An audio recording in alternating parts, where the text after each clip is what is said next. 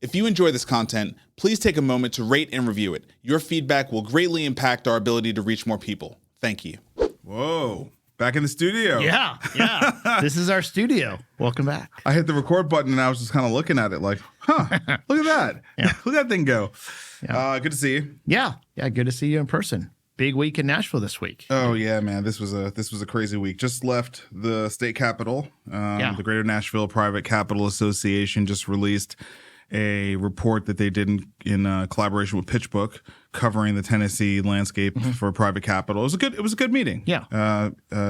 Deputy Governor Stuart McWhorter. Did you know that? I did not know he was deputy governor. Yeah. So no longer just he's commissioner, but also deputy governor. That important of a role. Yeah. Deputy Governor McWhorter was there to kind of greet everybody, and then Anders from Vanderbilt moderated the panel. Naveed and Chris from First Cressy and Edison, respectively, and then the researcher from I think her name was Anna Marie from PitchBook. Yeah. But it was a good event, well attended. Kind of everybody was in the room, and I don't know. I felt like I needed to be there because it felt like this report kind of officially puts Nashville on the map. Like this is a report that LPs will read because it is made by PitchBook. Yeah, right. Yeah, it's credible. I mean, they know the global market, and so they're credible in sort of assessing how is Tennessee or how's Nashville doing. And they have favorable things to say. Yeah. We're building the full stack. A company can be here and kind of go all the way from pre-seed to like E now. And there's examples of that starting to happen, which is pretty cool. Yeah. Exit activity, obviously, the Care Bridge exit was huge. Fantastic. Yeah. It was cool. It was cool. And doing other stuff. I was on a panel for the National Business Journal panel discussing the potential for the Super Bowl to come to Nashville. Oh, yeah. So that was at Titan Stadium. I was up there with Adolfo Birch, who is Chief Legal Officer at the Titans and the Chief Marketing Officer at Nissan and blah, blah, blah. So the rumors are it's sounding good. I don't know what you can say or not say, but it's a rumor. I mean, what I can say is that the city has a high degree of confidence we will get a Super Bowl. The when is still not clear.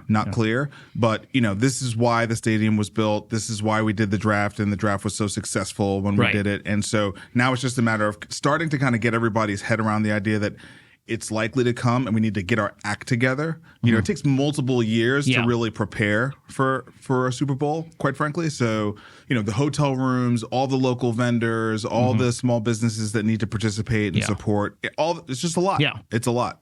Yeah, it's all good economic development, but there's a lot to put in place. There's a lot to put in place, right. Yeah. So that was another well-attended event. I don't know. It's just been a busy week. How about you, man? Yeah, I'm good. I mean, I was off last Friday, so sort of catching up from that. And it's tax time.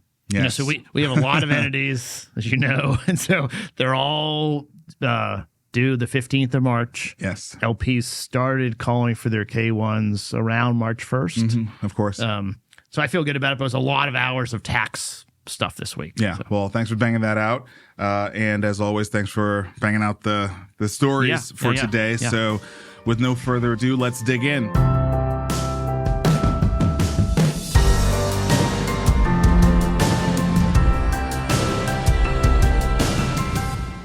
Starting with the economy. So before we even talk about the economy, we're at war. Yeah. And not like the little Venezuela skirmish and not like the things we were threatening to do with Cuba, like Iran. Right. Yeah. I mean, no one in our hemisphere is very scary or threatening. Iran is pretty large. Maybe it's 90 million. It's a significant country. Yes. Lots of people, lots of resources, lots of military apparatus. And we decapitated them, which I guess is good. But there's a lot of uncertainty. I mean, there's drones and bombs falling all over the place in the Mideast. They're Shia. Yeah. So, they believe that just means paradise. Right. So that's, you know what I mean? Like that's not. Yeah, it's not the same deterrent that it would be in Nashville. Yeah, that's not the end of anything, right? It's like the mindset and the ethos is not the same. Also, I think the world is getting a big lesson about the Strait of Hormuz right now. Right. And it's like, whoa, that's right. there's a lot going on in that little you know, that little passageway there. Yeah. And so, yeah, look, it's a crazy time. I was in Riyadh 2 years ago around now, and it was incredible. And I actually planned on going back at some point this year to continue to talk to healthcare innovating companies. And that's not going to happen now because, you know, It's not safe. I mean, well, I'm sure you saw the U.S. Embassy in Saudi Arabia was hit by drones. Yeah. And so, you know, that a lot has to calm down before we can be back open for business. But the State Department basically said, like, you know, get home how you can, right? Yeah. If you're in the region at all. Right.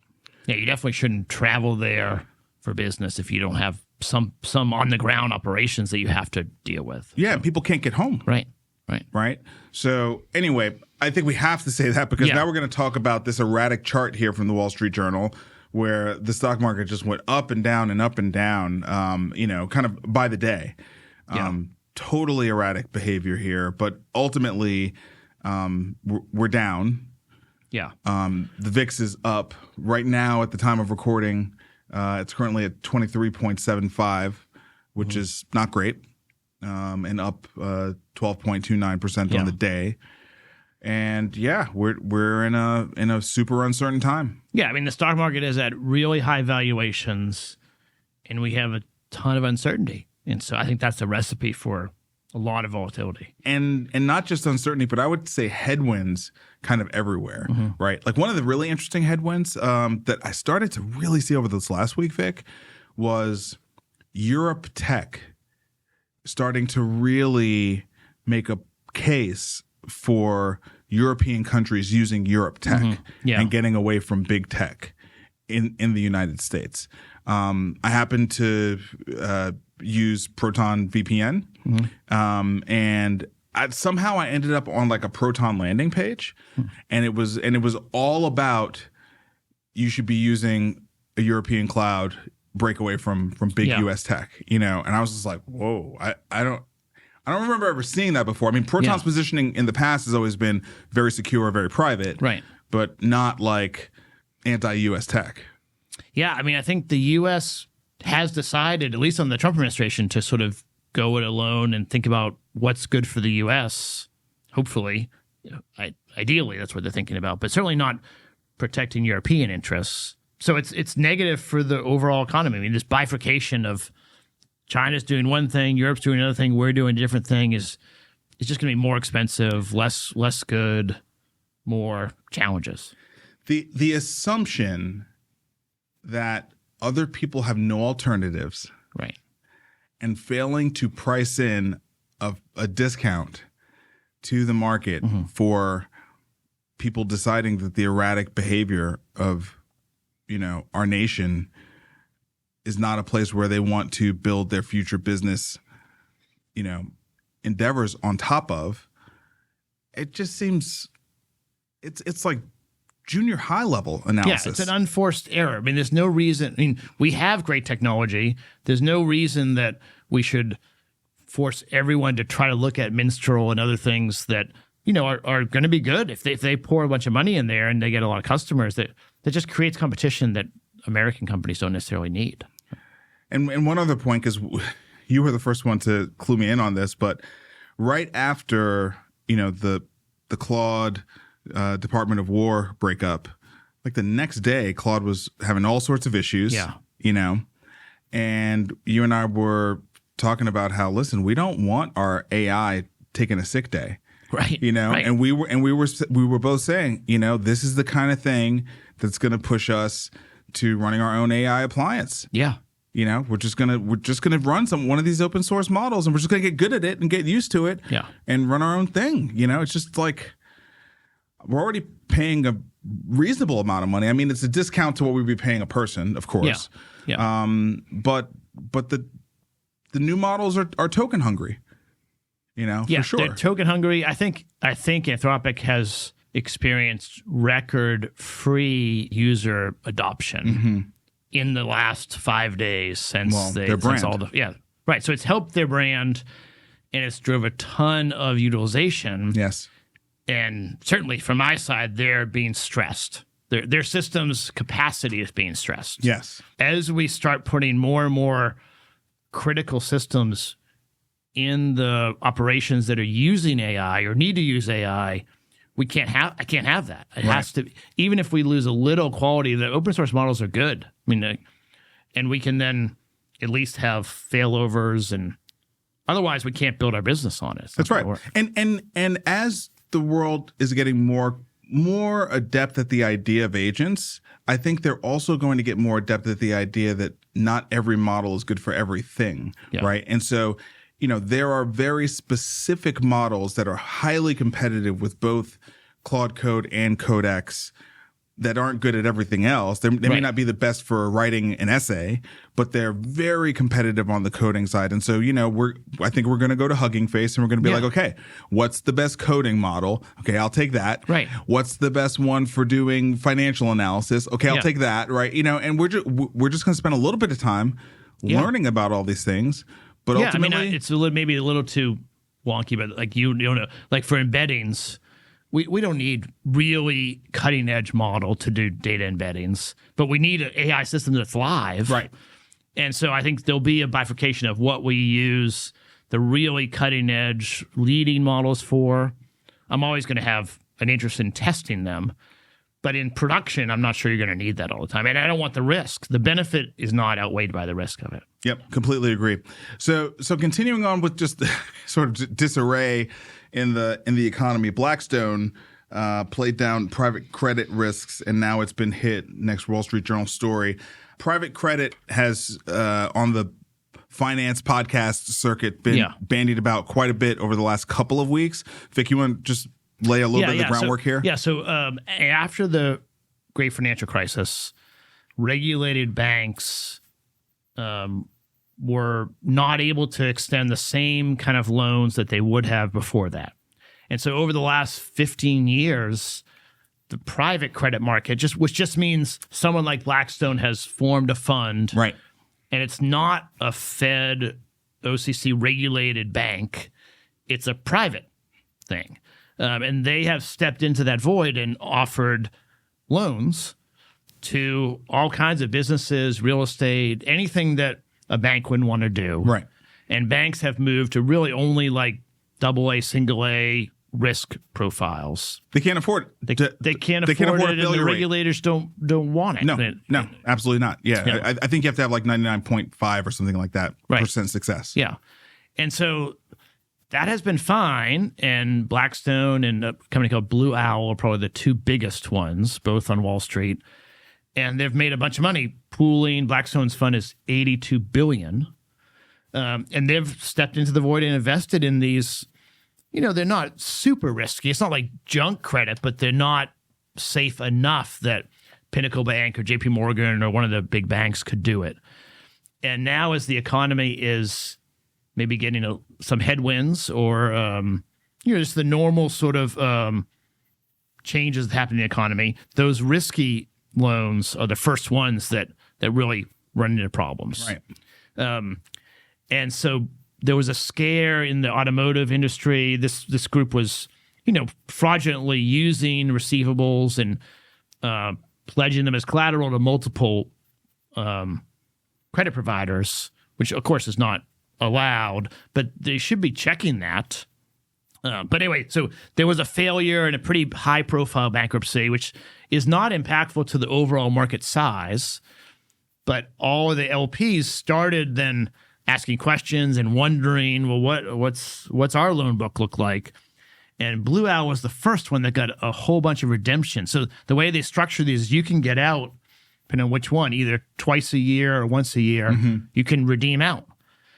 And they don't have much liquidity. And these are not liquid assets. No. It's not like a hedge fund where you can just sell stock. And so Blue Owl was not able to meet redemptions. They've had this whole process. And then you have to sell your best assets normally because in order to meet a redemption request, you got to sell something. Yeah. And the ones that are in default and in trouble, no one wants to buy. Right. And so you sell your best performing assets at a significant discount.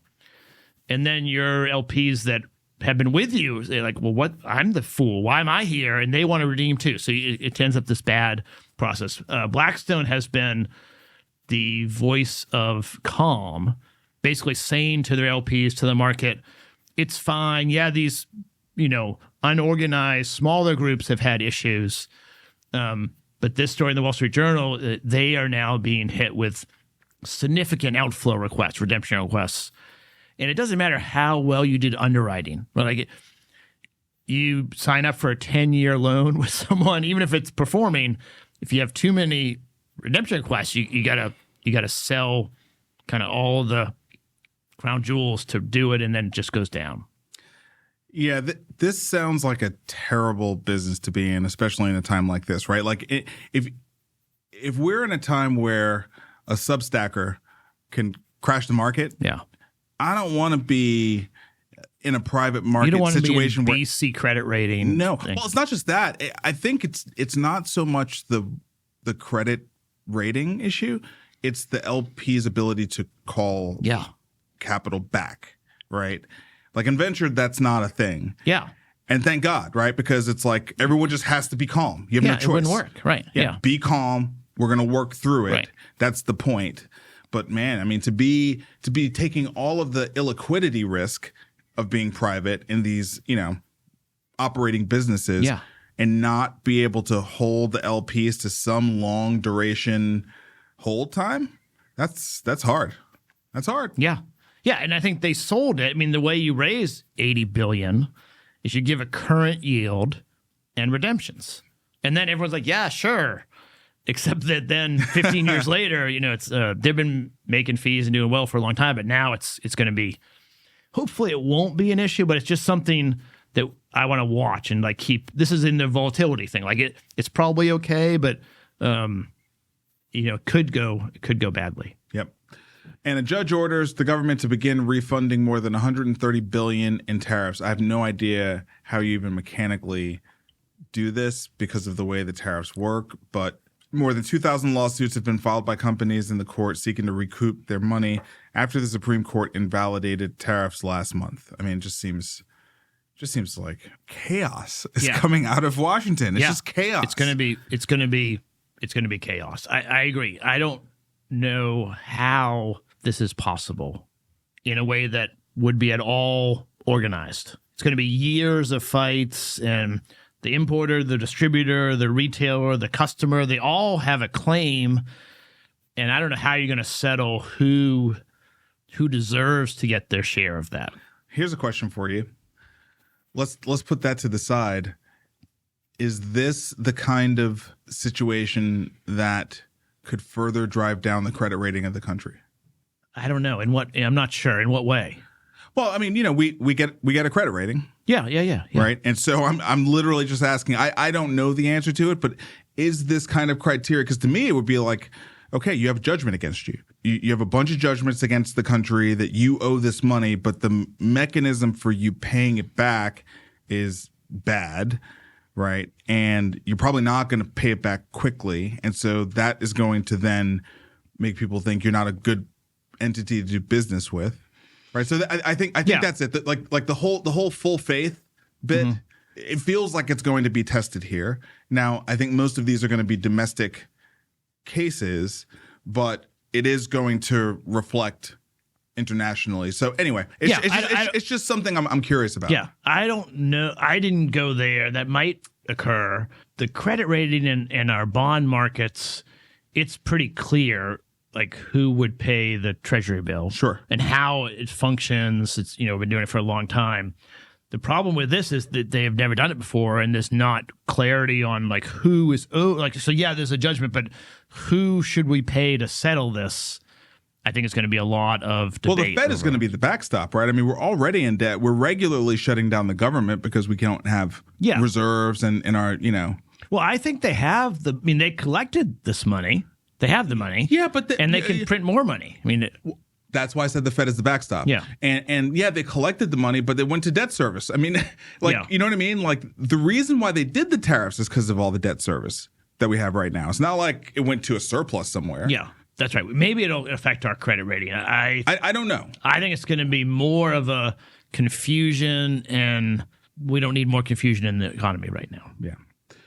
All right, let's move to our VC rundown. Sage, $65 million raised for an AI-powered senior care platform. It's a Series C round led by Goldman Sachs with participation from IVP and Goldcrest. Yeah, so the elder care market is growing much faster than our ability to care for elderly people. And so it's a good market. I don't know the quality of it, but we really need help in taking care of our seniors. All right.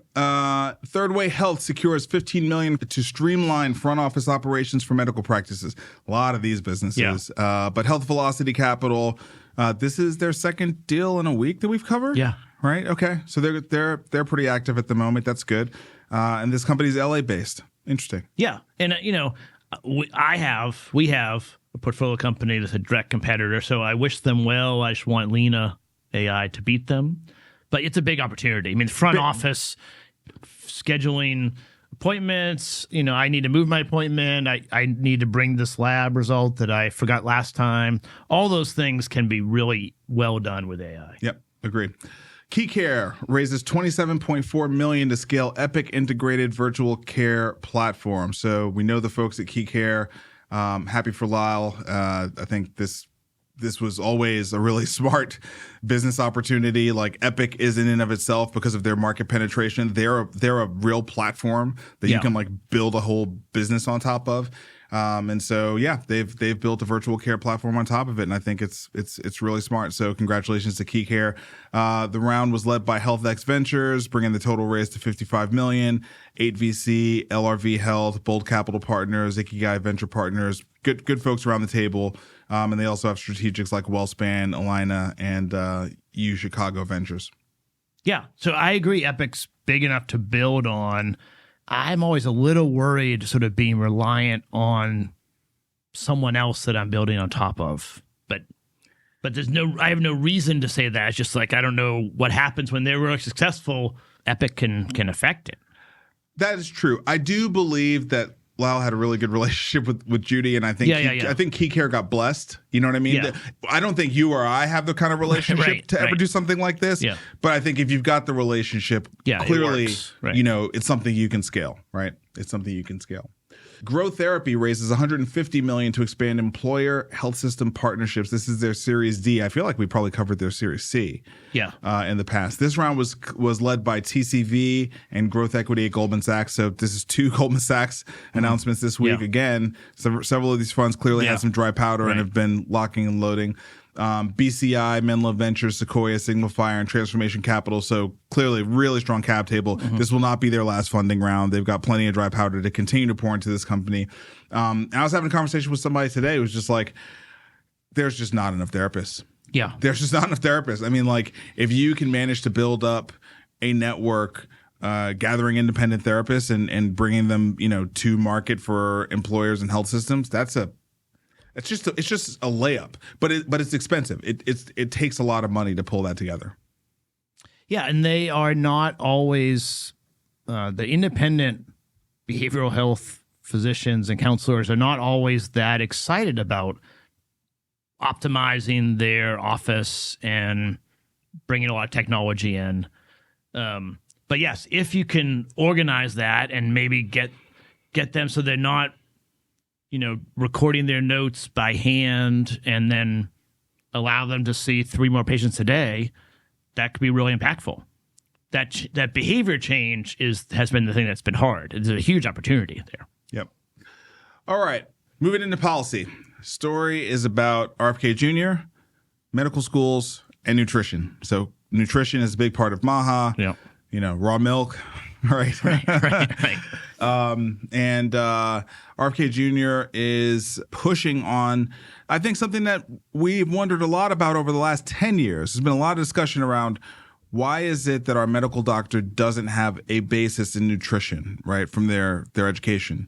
And I think the answer that we've typically come up with is there's not a lot of unified scientific basis around nutrition. Like people don't have one view, right? I mean, you can talk to several people. Some people will say you should be plant-based. Some people will say you should eat red meat. Some people will say cholesterol is really an important thing to watch. Some people say, no, it doesn't matter at all. It's actually, other things entirely. And so I think that lack of a clear-cut evidence-based foundation has impaired this whole movement, but that has nothing to do with stopping this administration from doing anything. And so nutrition is now going to be pushed into medical schools, and now we'll have the arguments about whether or not it's good science or not. Yeah, I mean, I think I'm more cynical than that. What I think is that medical school in general taught doctors over the past 60 years to treat patients by doing a procedure for the most part, and didn't really focus on wellness and nutrition and exercise, because for a long time there was an opinion that, well, that's not the doctor's role. Like we're gonna do something active to fix this patient and then send them home. And sort of the MAHA movement is about sort of shifting that to focusing on keeping people well and healthy and not needing the procedure. And so it's, it's on brand, it's aligned. And I think there's at least as much consensus around nutrition as there's around oncology care or some other, like the fact that there's not consensus around 100% of nutrition. Medical schools teach all kinds of stuff that are evolving science. I think they're used to that. And so I think it's a good thing. And so the next story, they actually are beginning to kind of map out how they're going to do this. So it's 53 medical schools across 31 states have agreed. And that JAMA thing is what I want to talk about. So mostly there seems to be consensus around this article in JAMA that was 43 nutrition experts like talking about what the competencies are that doctors should have. And I don't think that means that everything is finalized, but these are the things you should understand. They didn't list out what they were, but that seems like a decent place to start. I mean, JAMA, peer-reviewed study, lots of experts, is a place where you can build a curriculum and teach people. I'm hopeful. I don't have the greatest confidence in the world given the raw milk stuff,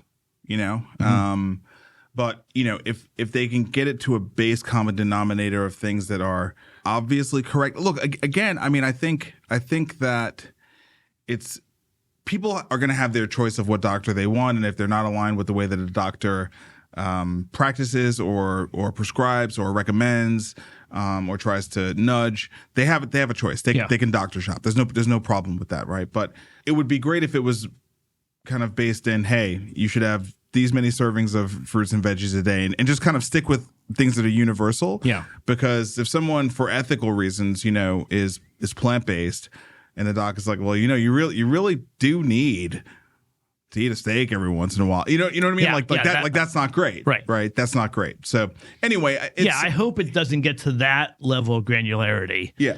And at the same time, I think our metabolic diseases are largely based in nutrition, stress, inflammation, but nutrition is a big piece of it. And so physicians understanding that when they're treating diabetes, heart disease, kidney disease, all of them, I think it's going to be helpful in how they think about addressing that chronic disease. Again, when medical school was sort of conceived and put together, we weren't worried about chronic disease because we were dying of other things. And so I think it's good they're updating things. It's funny. You said you were cynical, and I think you're more hopeful than I am, actually. Maybe. All right. This is not really one payer story, but there are three noteworthy things that happened in the payer world. So let's start with CMS threatening Elevance with Medicare Advantage sanctions. Medicare Advantage, over the past several years, all the payers have been criticized for upcoding patients. Upcoding, basically. Or up in payer, it was not coding, it's sort of upping their risk profile so they get paid more. Right. Especially when it's circular in a payvider situation. Right. Which Elevance is a payvider. But they're getting in trouble because they haven't submitted the appropriate data to support all of that. Oh. And they just have neglected to provide the information. And so CMS is saying you need to provide this, or they're not going to allow them to take any more MA patients after March 31st. Wow. So it's going to be really impactful. Maybe they'll just have the data and they'll just send it. Right. I think there's probably, maybe they have not great record keeping, or maybe, I don't know why they haven't sent it, but I'll be surprised if they just send a data pipe over. Okay, so this is basically something we need to watch and Over circle the back next to. couple weeks. Right, Yeah. right. Circle back to. Okay. This is really big. Cigna names Brian Evanko as the CEO, and David Cordani retires. That's an icon in the industry. Yeah, one of the best known and best quality, really strong payer CEO. Brian Evanko has been at Cigna for a long time, 28 years. So, it's an insider who certainly knows the culture, has worked with Cordani for a long time. Yeah, was the number two at the time. Yeah. So it's probably natural, but it's a loss. I mean, well, he's moving on to the executive chairman role, which is good. And he's kind of going out on top. I mean, in a time when the payers are generally just getting beat to hell, Cigna has shined, has done really, really well. He's led them through several changes in really, really smart strategic decisions ahead of time. Yeah, right. Yeah, like with kind of a foresight to where things might head, right? Which is really, really impressive. So, let's see how the Evanko era goes in the next year. And then this final one, CVS unveils Health 100, its new Google-powered consumer engagement platform. More and more big incumbents going direct to consumer. Now, CVS already has a huge direct to consumer footprint, but this is a digital platform, obviously. Mm-hmm. Yeah, and it's interesting they're teaming up with Google. It's probably going to be a great partnership. I mean, Google brings all the cloud and Gemini AI tools that I think will really help it scale, and CVS has the physical footprint and all the customers. They have a lot of the pharmaceutical, dispensing business. So there's a lot of pretty good opportunities to really help people. And Vic, I think something about this one in particular, there've been other people talking about health data and giving people tools, and even like ChatGPT, right? But CVS Health has been a name in consumer health for like a decade now, right? It's been about a decade since they stopped selling cigarettes, right? Yeah, I think it might be more than that, but it's been a long time, right? And their clinics and just their entire presentation now. Layering that with a proper digital engagement platform that is going to be a wayfinder, is going to be a price finder. We're getting to the place where the consumer really is scratching at the surface of having all the tools they need to navigate things. And it's interesting, right? Because we've been wondering, like, when is consumerism going to play a role? But if we look at it, the employers are getting out of the defined benefit game. You've been been saying this since we started working together. And I didn't understand. I was 25 years too early with that, but finally it's come around. Yes, I mean we're moving to defined contribution, no question, right? So employers are getting out of the game, and I think we're seeing consolidation or shutting down of many hospitals. Certainly, if we look at rural or lower income, safety nets, FQHCs, just a lot of trouble there, right? Yeah. And it's just getting pushed out to the edge. It's just like, okay, hey, here's some money. Here's your data. Yeah. Good luck. Right. Right? I mean, that's kind of where we're going. Yeah. I don't know if that is going to be a smooth transition, but that's where we're going, definitely. All right, quick story on Eli Lilly to just make sure we tap in on the pharma world. Back to the direct-to-consumer bit. Eli Lilly launches its direct-to-employer platform for obesity drugs. So they already had Lilly Direct. Yeah. That's like, year and a half to 2 years that Lilly Direct has been in market. And now they are leveraging all the knowledge and experience from that to launch Employer Connect, which is a direct-to-employer platform for its obesity medications. And, I think this makes a lot of sense because I think employers are concerned. There's a lot of demand for these drugs, and I think Lilly is trying to simplify for employers how they're going to get access to these, to GLP-1s for their employees. Yeah, no question. Lilly is making smart strategic moves over and over and over again. So this is a great story. I mean, I think there's a lot of employers that want to offer GLP-1s, but the price point is really high. And so cutting out various middlemen and going direct to them, allows Lilly to be very price competitive, probably lower than other people. Yep, agree. All right.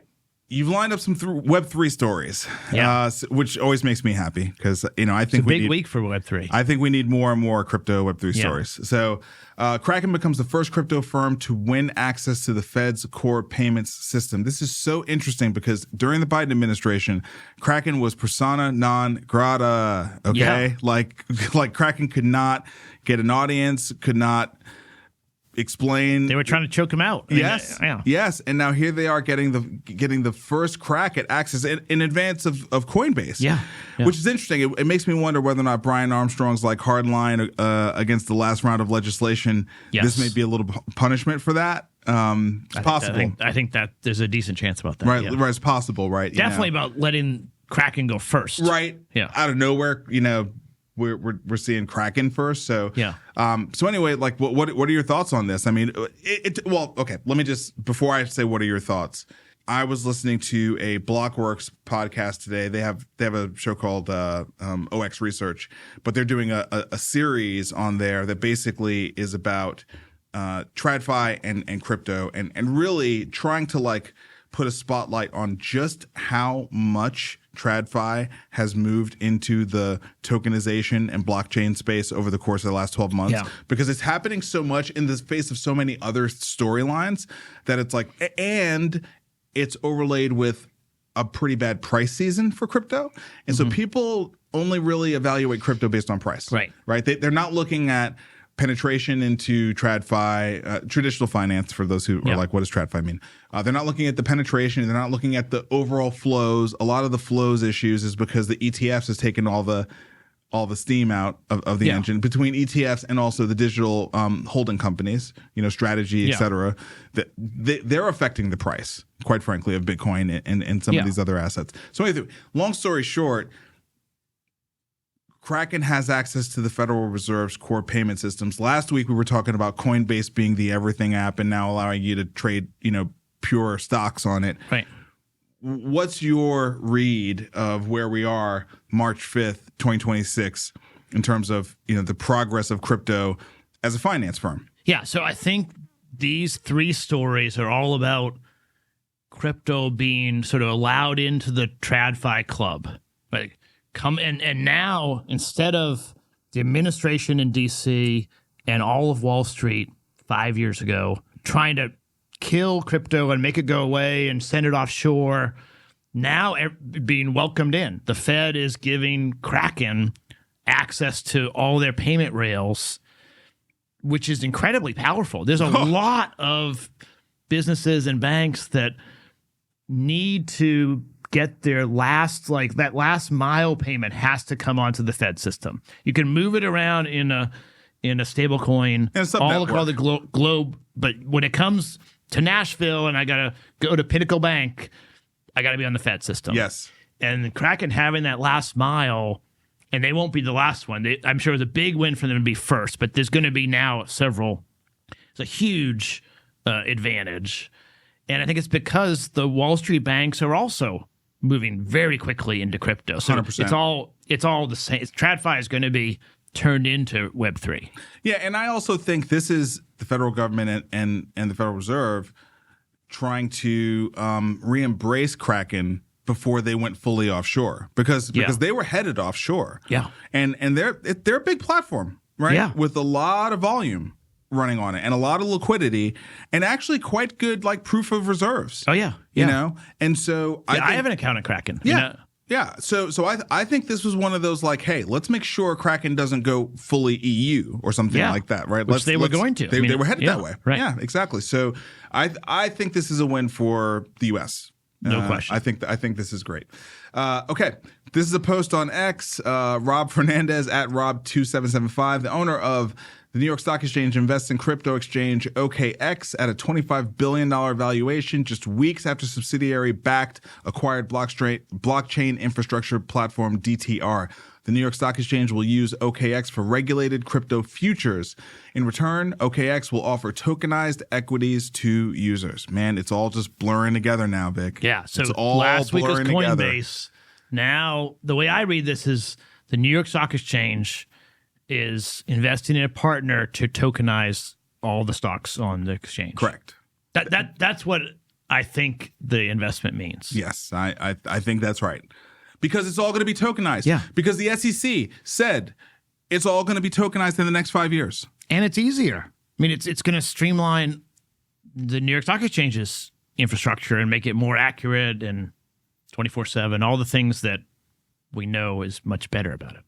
Trump sides with crypto firms in trillion-dollar battle with banks over stablecoin yield. President Trump has thrown his support behind crypto firms in their high-stakes battle with the U.S. banks over whether they can offer interest-like returns on stablecoins. I think this was pretty much inevitable. I don't know how you could greenlight the Genius Act. I don't know how you show up to the Bitcoin conference and turn around and not do this. I mean, I think he was always headed this direction. And of course, this aligns with, the Trump family's narrative that they were being debanked by JP Morgan, right? Yeah. I don't know if it was JP Morgan. I think it was JP Morgan. So, and if I'm wrong, someone correct me and we'll clean that up in a future episode. But yeah, I mean, I don't think Trump is all that friendly with the banks, quite frankly. He's more friendly with the crypto folks. I think that's true. And certainly Trump does a lot of things that I don't like. This, though, I really like. I mean, there's no reason that we should, as a country, say that if you want to offer a stablecoin with yield, like an interest on your savings account, that you can't do that because the regulated banks have a monopoly on that interest-bearing thing. I don't think that's good. I think competition will be healthy.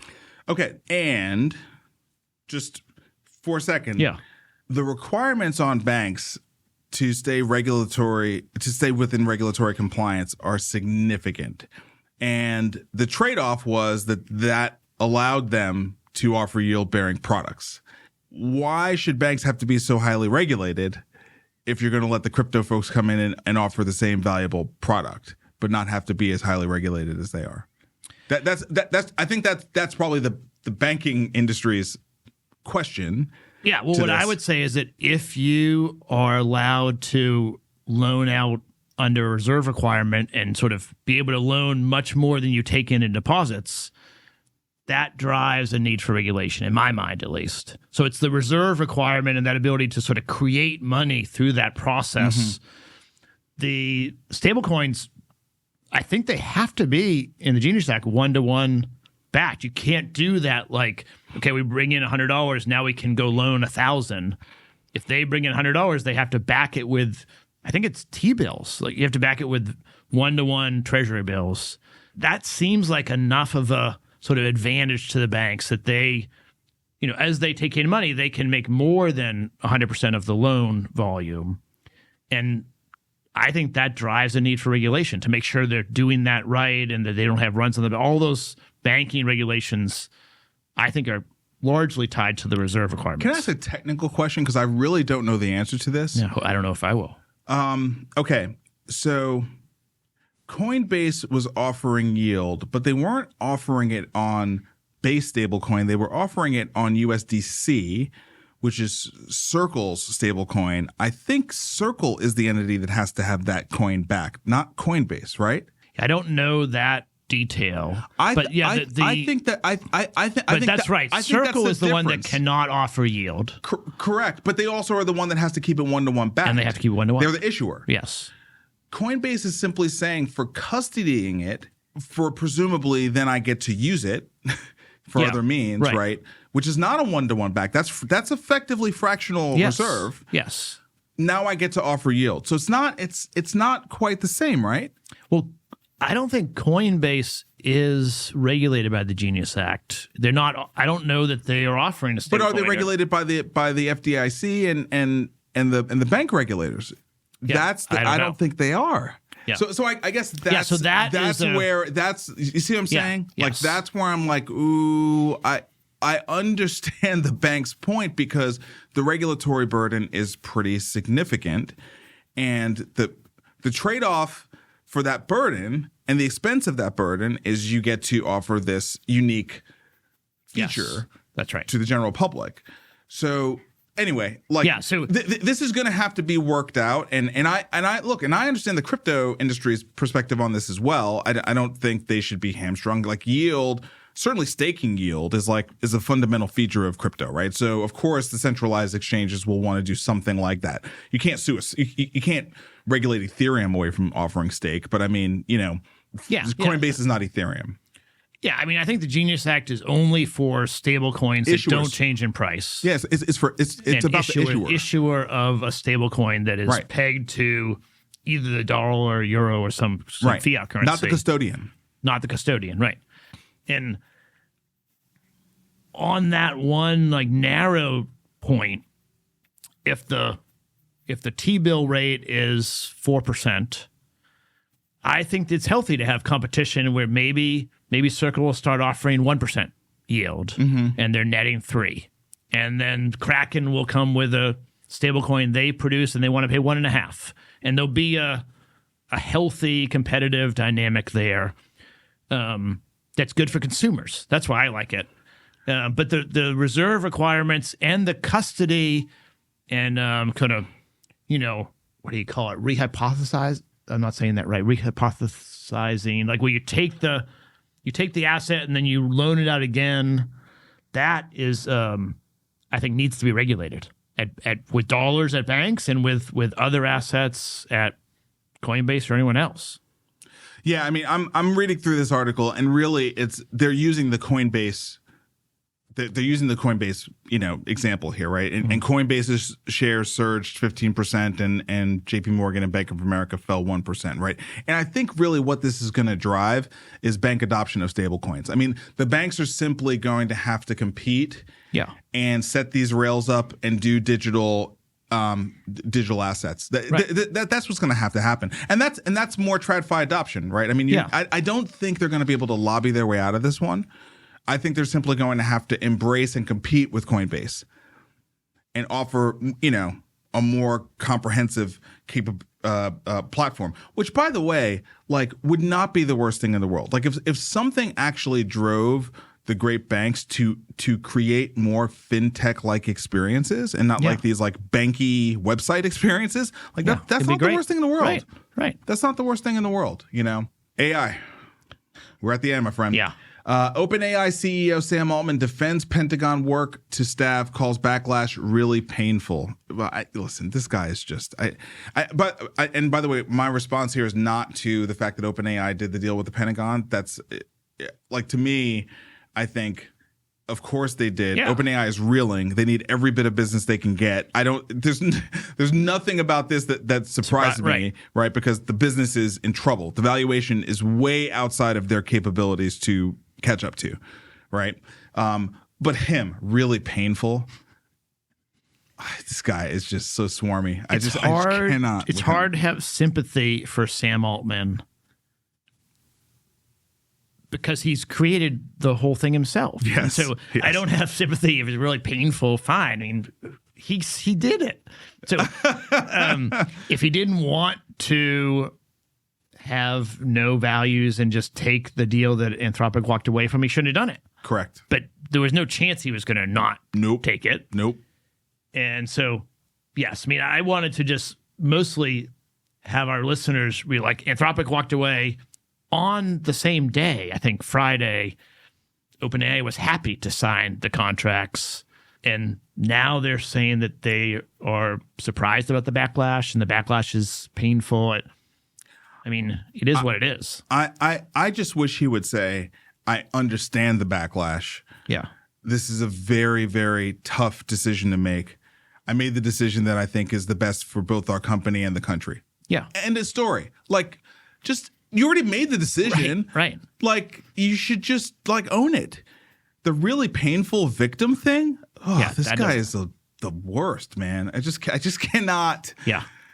I can't with him. All right, OpenAI introduces GPT 5.4 with more knowledge work capability. Whoop-de-doo. Why is this story in here, Vic? So this story is in here because it's the first time that one of the major frontier labs dropped a new version, and the common response is your response, which is okay, they kind of had to. On YouTube, there's a bunch of people trying it out, and there are some good things about it. I mean, it's better. Sure.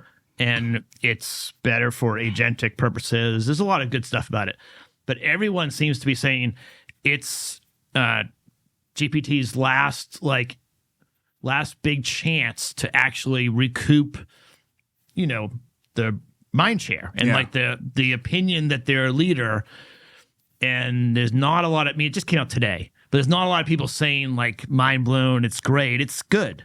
And I think that's where we are, is that the difference between the next version and the version before, you can notice it if you're really in it all the time, but it's not life-changing, because these things are just getting they're not commoditized, but they're getting very similar in their capabilities. So here's my view based on the time that we've had these LLMs in the wild, right? I remember January, maybe 3 years ago, when I first showed some healthcare CFOs at an HFMA winter retreat, ChatGPT. Yeah, because it came out in December, right? Yeah. It's 3 years ago. Yeah. Okay. So I remember when I first showed them ChatGPT, like they had never seen it. Yeah. Okay. And so that was like, okay, they had never seen it, and I was like already using it, right? Yeah.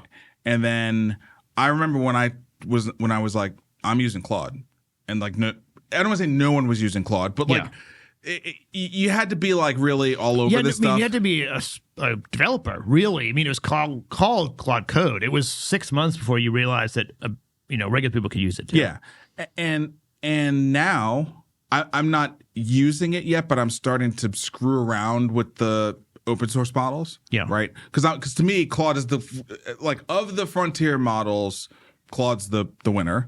I use Gemini because it just comes with all of our Google stuff. But Claude, I think, is the best product. Right, it's the best product. Gemini's problem is they won't advance the user interface.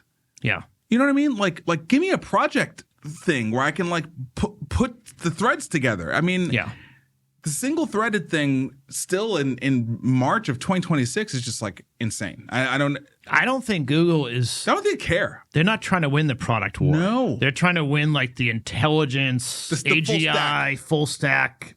Correct. 2 years from now. Correct. Chips and DeepMind and all these things, and the system building itself, all that stuff Google's focused on. They throw a product up kind of. Correct. So for me, Claude's like the baseline. Yeah. And you and I think over the next 60 days, we're going to start going deep on these open source models, and we're going to figure out how to stand up in an appliance. And why am I running through that whole thing? Because ChatGPT is just not even in our consideration. Right. We'd never talk about it. We never use it. Right.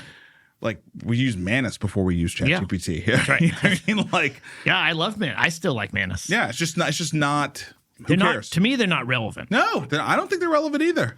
They're a punching bag. Yeah. It's interesting that I was talking to someone in Boston today who's not in healthcare, but sort of a private equity guy, and he thinks of AI as GPT. Great. And so awesome. There is a class of consumers that's all they know. And I mean, OpenAI has 800 million active users. Yes. They're bleeding users, but they have a lot of users. So. No, listen, the more people that stay there, the better. We're going to eat their lunch. I'm thrilled about it. That's awesome. Okay, now let's talk about company transformation. Last week, the story of the week was Block. 40+% layoff. Unreal. Yes. Unreal. This week, the big story that has not yet materialized is that Oracle is reportedly planning thousands of layoffs amid growing AI spend. And I really see this as a transformation story.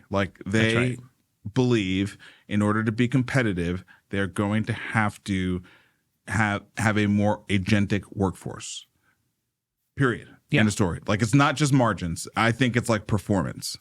And so they've just forecasted because at this point, what are you trying to hide? Hide from who? Right. Everybody's doing it. Yeah, I think that's right. I mean, we have 3 stories of businesses that are transforming their organization using AI, and often that leads to layoffs, but I don't think that is the primary point. I think the primary point is to get your organization sort of organized and designed and have the right people in the right seats to take advantage of the opportunity.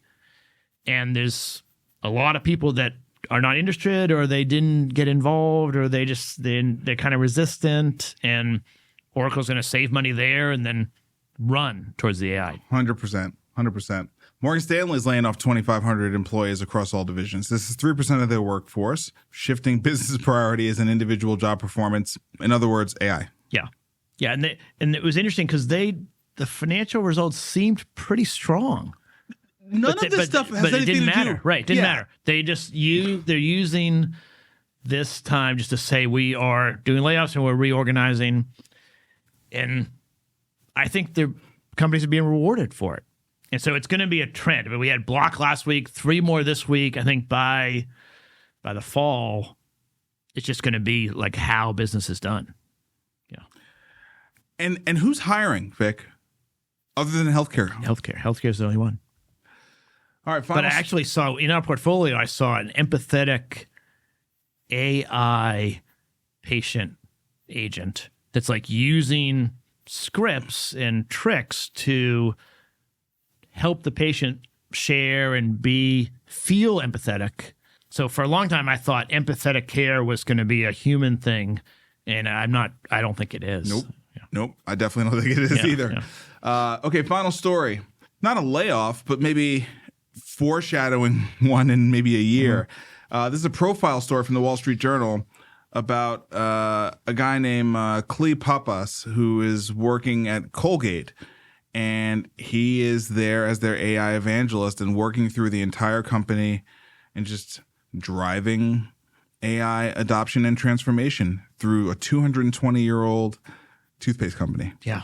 At those old economy businesses, there's money lying on the ground. There's tons of opportunity. He's going to every department and just sort of like saying, okay, what do you do now? Let's update this. Let's make it better, faster, stronger, cheaper.